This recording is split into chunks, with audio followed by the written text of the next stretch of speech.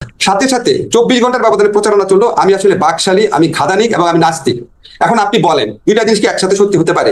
কাজে মানুষের মধ্যে ধরেন ফেসবুক আমাদের জন্য একটা সম্ভাবনার অপার দ্বার খুলে দিয়েছে। আর এখন তো কারো আপনার জালিম সরকার না, আমরা বাক স্বাধীনতার কথায় কথায় সাইবার সিকিউরিটি অ্যাক্ট প্রয়োগ করবো না, কারো অত্যাচার হবে না, কথা বলার জন্য এখন বলতো কোনো রকম খারাপ ঘটনা ঘটেনি, ইনশাল্লাহ আর কোনোদিনও ঘটবে না আমাদের সরকার বলে।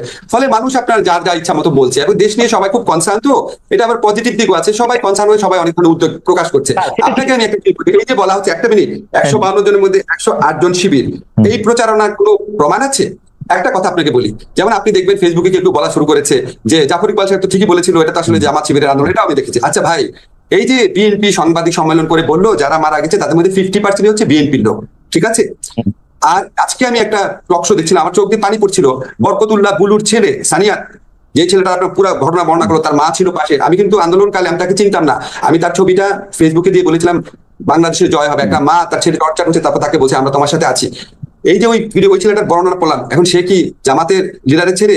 আজকে আপনি মুগ্ধর স্ট্যাটাসের কথাটা মনে করেন, মুগ্ধ স্ট্যাটাস দিয়েছে, হঠাৎ করে আপনি যা ইচ্ছা তো বললে হবে না, আপনাকে প্রমাণ দেখান জিনিসটা। আমি যেটুকু জানি খালেদ, আমি ঢাকা বিশ্ববিদ্যালয় খালেদ একটা জিনিস, ঢাকা বিশ্ববিদ্যালয়ের শিক্ষক হিসাবে কাছের থেকে আমি যেটা জানি, এই জালিম ফ্যাসিস্ট সরকারের বিরুদ্ধে আন্দোলনে এমনকি ছাত্রলীগের সাধারণ কর্মী যাদেরকে টর্চার করে ছাত্রলীগ বানানো হয়েছিল, এমনকি তাদেরও কারো কারো পার্টিসিপেশন ছিল, বিপুল সংখ্যক ছাত্র দলের নেতা সংশ্লিষ্টতা ছিল, শিবিরদের আমি চিনতাম না, তাদেরও থাকতে পারে, বাম দলের সংশ্লিষ্টতা ছিল, সাধারণ মানুষের সংশ্লিষ্টতা ছিল, তারা তো বাংলাদেশের মানুষের অংশ, সবার অংশগ্রহণ ছিল। আচ্ছা, আমি আপনার সাথে কথা বলার একটা সুবিধা হলো যে আপনার কথা থেকেই আসলে গুরুত্বপূর্ণ কথাগুলি ক্লু পাওয়া যায়। আপনি আন্তর্জাতিক অপরাধ ট্রাইব্যুনালের আইন বা তাদের চিফ প্রসিকিউটরের কথা বলেছেন।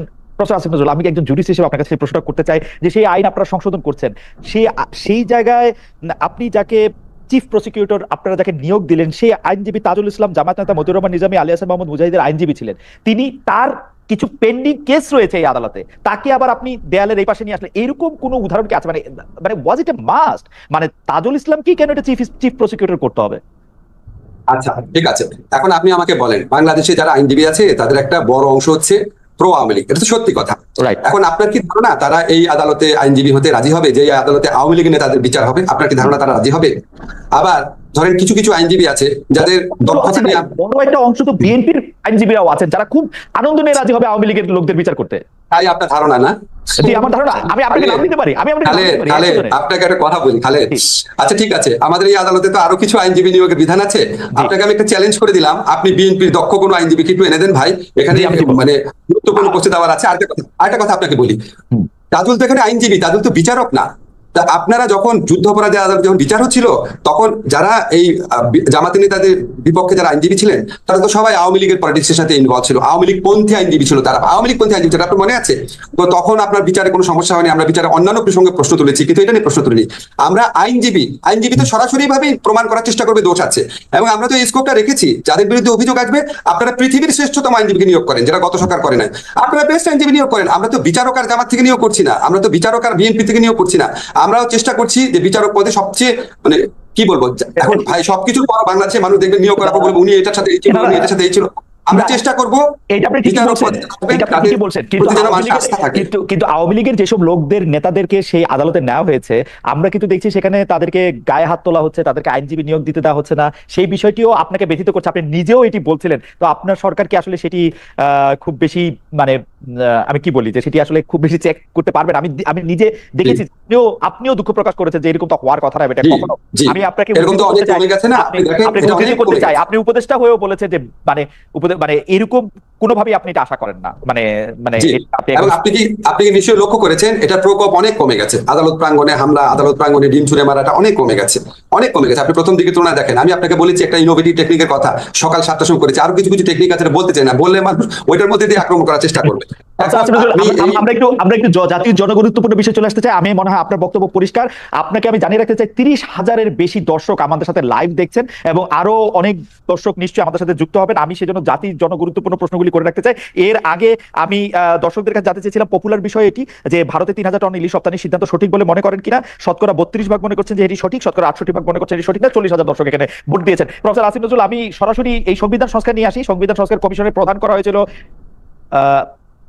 আচ্ছা খালেদ, আপনাকে একটা অনুরোধ করি, নিয়োগ নিয়ে প্রশ্ন করছেন যেহেতু, আপনাকে একটা জিনিস ক্ল্যারিফাই করি, এটা আমাকে কেউ কেউ জানতে চায়। আমি বলেছি আমি খালেদের সাথে প্রোগ্রামে বলবো যে আমি কিভাবে নিয়োগ দিচ্ছি, আমি কি আমার ঘনিষ্ঠ লোককে নিয়োগ দিচ্ছি কিনা। ভাই আমাকে এটা একটু বলতে দেন, এই যে জি। আপনাকে তাজুলের কথা বললাম, জামিল সাহেবের কথা বললাম, উনারা ঘনিষ্ঠ তো দূরের কথা, উনাদের সাথে জীবনে কোনোদিন, আমার তাজুলের সাথে একটা প্রোগ্রামে একদিন দেখা হচ্ছিল, ওই অনেক দূর থেকে দেখা।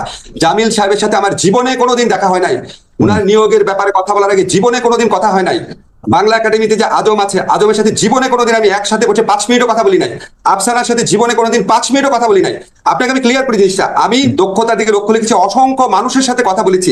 এমনকি যে ধরেন জামিল সাহেবের নিয়োগ নিয়ে যে কিছু লোক প্রশ্ন তুলেছে, আমি আমাদের এই ছাত্র জনতার আন্দোলনের সবচেয়ে প্রধান যে নেতারা আছেন তাদের একজনের সাথে কথা বলে তারপরে ক্লিয়ারেন্স নিচ্ছি। ক্লিয়ারেন্স মানে হচ্ছে ওনার তো এই আন্দোলনটা করেছেন, তাদের সাথে, এই যে আপনাকে অন রেকর্ড বললাম, তাদের প্রধান একজন নেতার সাথে কথা বলে তার সম্মতি নিয়ে করা হচ্ছে। আমি আমার ব্যক্তিগত বিবেচনায় একটা নিয়োগও দেই নাই, আমি অসংখ্য মানুষের সাথে কনসাল্ট করেছি, দক্ষতার দিকে লক্ষ্য রেখেছি, কাজটা করতে পারবেন কিনা সেটা আমার বিবেচনায় একটা। সেকেন্ড কথা খালেদ, প্লিজ আমাকে একটা কথা বলতে, দক্ষতার দিকে লক্ষ্য রেখেছি। আর লক্ষ্য রেখেছি গত স্বৈরাচারী ফ্যাসিস্ট সরকারের সহযোগী যারা ছিল, যারা তাদের বেনিফিশিয়ারি ছিল, যারা এই জুলাই অগাস্ট আমরা ছাত্র হত্যার সময় যারা আমাদের বিপক্ষে ভূমিকা রেখেছিল, কোনোভাবেই তারা যতই যোগ্য কোনোভাবেই তাদের কথা বিবেচনায় রাখি নাই এবং তারপরে কনসাল্ট করেছি। এই হচ্ছে আমার প্রক্রিয়া। আসিফ ভাই, কেন জানি আপনার কথা শুনে আমার একটু শেখ হাসিনার কথা মনে পড়তেছে। শেখ হাসিনা সেম ওয়েতে একটু বলতো যে না, আর সবাইকে নিয়োগ দিব, শুধু বিএনপির বা তারেক রহমানের লোক নিয়োগ দিব না, জামাতের লোক নিয়োগ দিব না। এখন একটা লোক, ধরা যাক আপনি আপনি আপনি জায়েদ খানের বিরুদ্ধে আপনি মামলা করতেছেন, এখন জায়েদ খান এই সরকারের সভাপতি ছিল, তো এটা কিরকম? মানে কি আওয়ামী লীগের সাপোর্ট থাকতে পারবে না? আমি আপনি সাপোর্ট করি না, আমরা ওরা সাপোর্ট করতে পারবে না? আওয়ামী লীগের বিরুদ্ধে কি গণহত্যা হয়েছিল? আওয়ামী লীগের কি লোকজনকে 2 সপ্তাহের মধ্যে 1000 লোককে মেরে ফেলা হয়েছিল, 4000 লোককে অন্ধ করা হয়েছিল, 20,000 লোককে গুলি করা হয়েছিল, হেলিকপ্টার দিয়ে গুলি করা হয়েছিল আওয়ামী লীগের লোককে? এখন এই সমস্ত কাজ যারা করেছে, যারা এগুলিকে জাস্টিফাই করেছে, যারা এটার পক্ষে দাঁড়িয়েছে, তাদেরকে এই ছাত্র জনতার বিপ্লবের পর তাদেরকে আমি নিয়োগ দিব? আমি প্রেক্ষিতটা তো চেঞ্জ হয়েছে না। আচ্ছা ঠিক আছে, নিয়োগ দিয়েন না। আমি আমি আমি আমি সংবিধান সংস্কার কমিশন নিয়ে আসি। প্রফেসর আসিফ নজরুল, 32,000-এর বেশি মানুষ আমাদেরকে দেখছেন।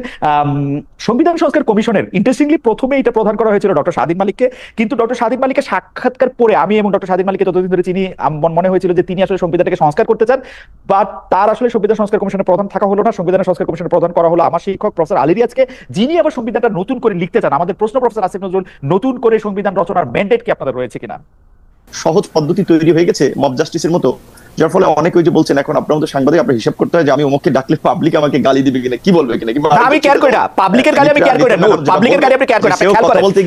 নূর, পাবলিকের গালি আমি কেয়ার করি না, আপনি খেয়াল করে দেখেন 50টা জায়গা থেকে 50টা মামলা হবে এই আওয়ামী লীগের বানানো একটা ল দিয়া 50টা জায়গা থেকে। তো এই হ্যারাসমেন্টটা, বাংলাদেশে আমার অপারেশন আছে, আমি আমেরিকা রেজিস্টার্ড হতে পারি, বাংলাদেশে আমার অপারেশন আছে, সেখানে আমার রেজিস্টার্ড হতে হবে, তো সেগুলো আমি কেন আমি এই হ্যারাসমেন্টটা নিব? না, এটা এখন সেরকম এখন হয়তো কিনা এটা তো আমরা জানি না, আপনিও জানেন না, কারণ এখন তো ওই আগের পলিটিক্যাল গভর্নমেন্টের মতো একেবারেই কোনো পলিটিক্যাল গভর্নমেন্ট না। দ্বিতীয়ত আমরা এই আপনি মামলার কথাটা যেহেতু তুলেছেন, যখন আপনার কিছু সাংবাদিক আসলে যারা সরাসরি ইনভলভ না এই গণহত্যায় কিংবা ঘটনায় সুনির্দিষ্টভাবে, তাদের বিষয়ে আমরা কথা বলেছিলাম যে ব্যবসায়ীকে মামলায় অন্তর্ভুক্ত করেছে। আমরা এরকমও শুনেছি যে সেই ব্যবসায়ীর কাছে মামলার এজাহার নিয়ে গেছে যে আপনাকে মামলার আসামি করা হবে, না হলে টাকা দিতে হবে আমাদেরকে 2 কোটি 5 কোটি। এখন এই মামলা নিয়ে কিছু লোক ব্যবসা করেছে এবং এমনও শুনেছি যে যারা আপনার হত্যাকাণ্ডের শিকার হয়েছে সেই পরিবারকে কিছু সহযোগিতা দিয়ে আপনার সাদা কাগজে তারা স্বাক্ষর নিয়ে এসেছে এবং এজাহারটা মনমতো সাজিয়েছে, যাদেরকে মনে হয়েছে মুখে মামলায় দিলে পয়সাপাতি উঠানো যাবে বা একটা ব্যবসা করা যাবে, সেই সমস্ত লোককে মামলায় জড়ানো হয়েছে। এরকমের কিছু ঘটনা যখন আমাদের কাছে এসেছে, আমি সরাসরি আইজিপি এবং হোম অ্যাডভাইজার সহ বিভিন্ন জনের সাথে কথা বলেছি, তখন তারা পরিষ্কারভাবেই বলেছে যে যেহেতু একটা অস্বাভাবিক পরিস্থিতি, কে কোথা থেকে মামলা করছে, কার বিরুদ্ধে কি মামলা করছে, আমরা তো সবকিছু এত ডিটেইলস জানার সুযোগ হচ্ছে না। আবার অনেক জায়গায় মামলা না নিলে সেখানে থানা ঘেরাও করা হচ্ছে, আর একটা উত্তেজিত পরিস্থিতি তৈরি করা হচ্ছে। গ্রেপ্তার করলে যাচাই বাছাই করেই গ্রেপ্তার করা হবে। তো সেই ক্ষেত্রে এইটা আমি আপনার সাথে ওইখানে আপনার কথাটার আর কি উত্তর দিচ্ছি যে আগের মতো যে 64 জেলা আপনি কথা বললেই মামলা হবে, এইটা আমি ব্যক্তিগতভাবে মনে করি না। কারণ আপনার অনেক অপোজিশন লেভেলেও আপনার অ্যাকসেপ্টেন্স আছে, ধরেন এর আগে যারা গভর্নমেন্ট ছিল তাদের লেভেলে আমার কথাই হইতেছে না, আমার কথাই হইতেছে না। আমি বলি এটা পার্সোনাল, সেটা তো আমরা দেখেছি। পার্সোনাল ঘটনাকে কেন্দ্র করে তো মানুষকে জাস্টিফাই করার সুযোগ নাই যে সে একটা অন্যায় করে ফেলছে, যা সে ফেসিবাদের দোষর হয়ে যাচ্ছে। এই যে আপনার একটা ট্যাগিং প্রবণতা, এটা এখনো আছে, এটা খুব দুঃখজনক। নূর, আমার কথাই হচ্ছে না। যাই হোক, আমি বলতেছিলাম যে প্রাতিষ্ঠানিকভাবে ব্যাপারটা কোন জায়গায় দাঁড়াচ্ছে, আমি একটু সেখান থেকে ঠিক করতে, এই রাষ্ট্র কাঠামোকে ঠিক করতে একটু সময়ের প্রয়োজন, যার ফলে 3 মাসের মধ্যে সরকারের খুব বড় কোনো সাফল্য কিংবা সরকারের সফলতার মূল্যায়ন করাটা একটু ডিফিকাল্ট। তবে তারপরেও আমি মনে করি যে এই সরকার, আপনি নিশ্চয়ই জানেন, মনে হয় না যে বাংলাদেশের গত 53 বছরে এই সরকারের মতো এইভাবে কেউ আপনার সর্বদলীয় সমর্থন পেয়েছে। একটা গণ অভ্যুত্থান পরবর্তী সরকার হিসেবে বাম, ডান, জামাত, বিএনপি, গণ অধিকার সমস্ত রাজনৈতিক দল, মানে ফাঁসিবাদ বিরোধী সকল রাজনৈতিক দল সরকারকে সমর্থন করেছে। কিন্তু এটা ঠিক যে সেখানে আমি মনে করি যে 3 মাসে জনপ্রত্যাশা পূরণে সরকার অনেকখানি ব্যর্থ। জন আকাঙ্ক্ষাকে ধারণ করে সরকার সামনে আগাতে পারছে না, যার ফলাফল হচ্ছে আপনি গত কিন্তু জনাব নূর, মানে ভোট ছাড়া, মানে নির্বাচন ছাড়া জন আকাঙ্ক্ষা বোঝার কি কোনো কায়দা আছে? মানে আপনি এটা ঠিকই বলেছেন যে অনেক ধরনের জায়গা থেকে, নানা ধরনের বিপরীতার্থিক জায়গা থেকে সরকার সমর্থন পেয়েছে বটে, কিন্তু সরকার যারা পরিচালনা করছেন তারা জন আকাঙ্ক্ষা কি করে বুঝবেন? মানে তাদের তো জন আকাঙ্ক্ষা বোঝার কোনো উপায় তো তাদের মধ্যে নাই। তার ফলে আমরা যেটা দেখছি, যখন এই সরকারের যার যেইটা মনে হচ্ছে তারা সেইভাবেই আসলে কাজ করতে যাচ্ছেন, করছেন, প্রতিক্রিয়া জানাচ্ছেন। মানে তাদের যখন যেটা মনে হচ্ছে, সেটা ভালো খারাপ উদ্দেশ্য নিয়ে আমি প্রশ্ন তুলছি না, আমি প্রশ্ন তুলছি হচ্ছে যে জন আকাঙ্ক্ষা বোঝার কোনো ক্ষমতা এই সরকারের রয়েছে কিনা, বা এই সরকার যারা পরিচালনা করছে তারা রয়েছে কিনা। হ্যাঁ, প্রোগ্রামের ব্যাকগ্রাউন্ডে বোধহয় কিছু মানুষের কনভারসেশনের শব্দ আসছে।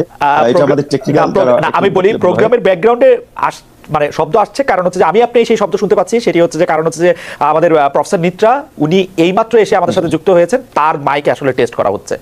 মানে লাইভ অনুষ্ঠানে আসলে মাইক টেস্ট করতে হয়, একটু সময় লাগে, কিন্তু প্রফেসর নিত্রা একটু পরে এসেছেন। আমরা আমাদের আরেকজন আলোচক ঢাকা বিশ্ববিদ্যালয়ের সম্মানিত শিক্ষক, বিশেষ করে আমরা এই জনাব নুরুল নূর, আমি যেটা বলছিলাম জনাব নূর, আমি যেটা বলছিলাম যে আপনি বলছেন যে আকাঙ্ক্ষা, জন আকাঙ্ক্ষা বোঝার কোন উপায় সরকার আছে? জি রাইট। না, এখন নির্বাচন, এটা ঠিক যে নির্বাচন জনগণের মত প্রকাশের কিংবা রাজনৈতিক দলের জনপ্রতিনিধিদের জনপ্রিয়তা যাচাইয়ের একটা মাধ্যম, কিন্তু এখন এই সরকারকে তো আর নির্বাচনের মাধ্যমে জনপ্রিয়তা যাচাই করতে হবে না, বা সেই সুযোগটা নাই, কারণ ওনারা তো একটা সংকটকালীন সময় দায়িত্ব নিয়েছে দেশকে একটা সঠিক ট্র্যাকে তোলার জন্য। তো এখন মানুষের যে প্রত্যাশাটা ছিল যে আপনার ধরেন বিভিন্ন সামাজিক সংগঠন, রাজনৈতিক সংগঠন সকলে মিলে ছাত্ররা একটা গণ অভ্যুত্থান ঘটালো এবং একেবারেই পয়েন্ট অফ নো রিটার্ন থেকে আন্দোলন করেছি। যেমন আমি 18ই জুলাই দিবাগত রাত 19 জুলাই গ্রেপ্তার হয়েছি।